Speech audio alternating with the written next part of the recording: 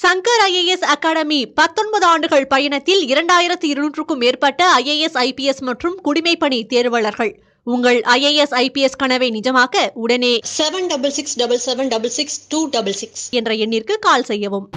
பூமியிலிருந்து 97 ஒளியாண்டுகள் தொலைவில் உள்ள ஒரு கிரகத்தின் வளிமண்டலத்தில் நீர் நிறைந்து இருப்பதை ஹபிள் ஸ்பேஸ் டெலஸ்கோப் கண்டறிந்துள்ளது. பூமியை விட 2 மடங்கு பெரிதாக இருக்கும் GJ9827D என்ற இந்த கிரகத்தில் நீர் மூலக்கூறுகள் அதிகமாக இருப்பதை நாசா விஞ்ஞானிகள் உறுதிப்படுத்தியுள்ளனர். பாறைகள் நிறைந்த கிரகத்தின் வளிமண்டலங்களில் நீர் மூலக்கூறுகள் இருப்பது உயிரினங்கள் வாழ்வதற்கான முக்கிய சான்றாக உள்ளதாக விஞ்ஞானிகள் கூறுகின்றனர்.